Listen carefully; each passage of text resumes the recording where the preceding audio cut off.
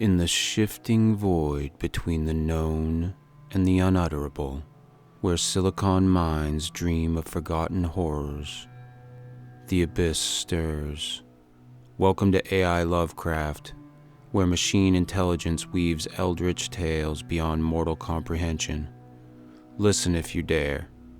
Some things are not meant to be known. Please like, subscribe. Now let's get into today's story. The Sculptor's Secret.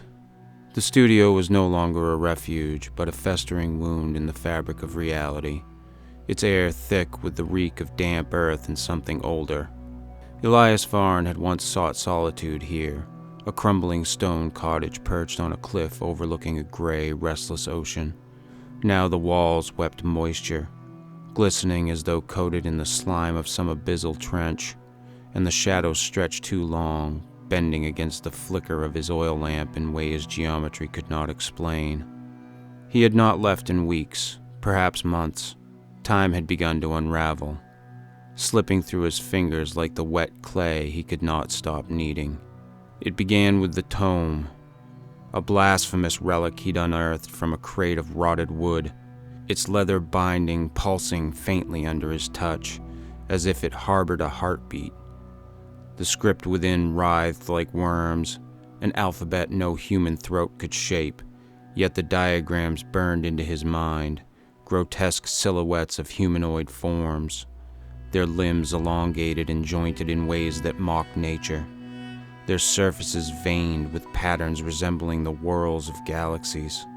There were no words for the materials it demanded, only impressions of substances dredged from lightless pits or wept from the stars themselves.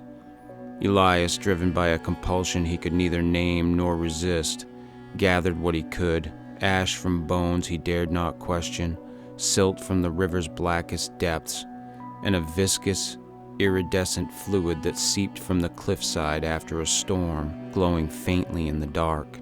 His first creation was a small, wretched thing, a mockery of humanity, its body a glistening tangle of sinew and clay, its eyeless face split by a lipless maw. He sculpted it in a fever, hands trembling, and when he stepped back, it shuddered to life, not with the jerky motion of a puppet, but with a fluid, alien grace, as if it had always been animate, merely waiting for his touch to awaken it. Its surface pulsed not with blood, but with something darker, older, a rhythm that echoed the crash of waves against the cliff, or perhaps the slow, grinding heartbeat of the void itself. He should have fled. Instead, he made more. Each night, his hands betrayed him, shaping taller, more grotesque figures, things with too many limbs, torsos that twisted into spirals, heads crowned with tendrils that writhed like the feelers of deep-sea horrors. The studio became a gallery of nightmares, their damp, translucent flesh glistening in the lamplight, their movements silent yet deliberate.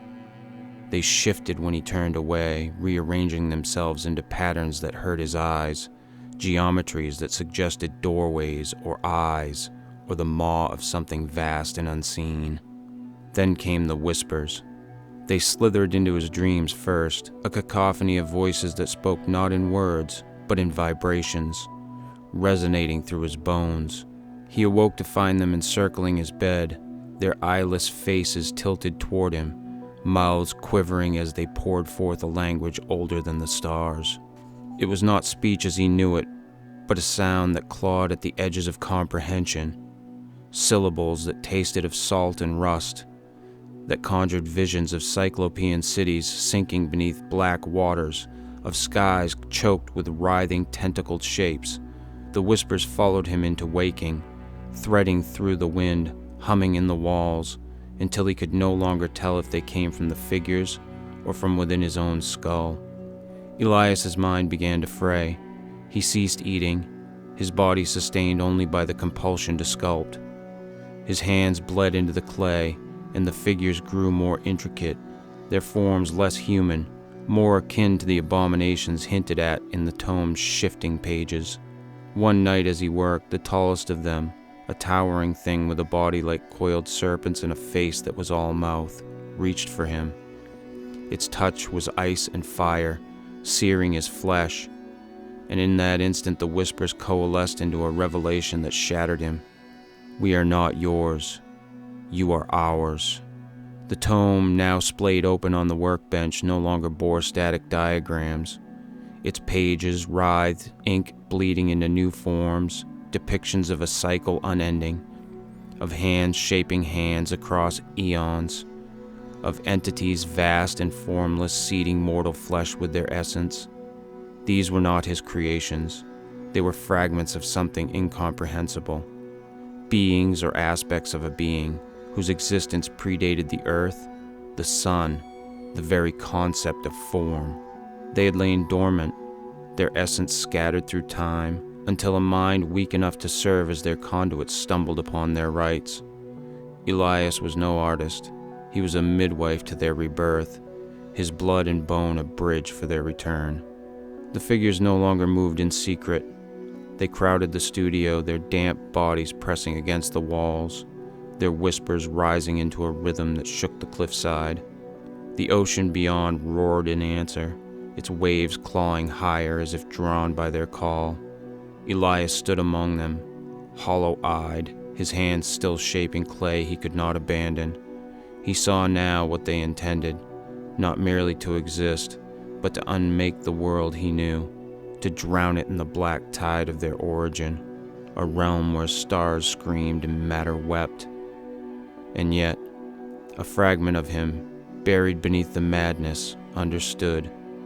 He could no more resist them than the tide could resist the moon. The final figure took shape under his trembling fingers, a colossus of writhing tendrils and hollow eyes, its form a gateway to something beyond imagining. As it rose, the whispers ceased, replaced by a silence more terrible still. The air split, and Elias glimpsed what lay beyond, an eternity of churning darkness, alive with shapes too vast to comprehend. He laughed then, a sound swallowed by the abyss, and he stepped forward to meet it.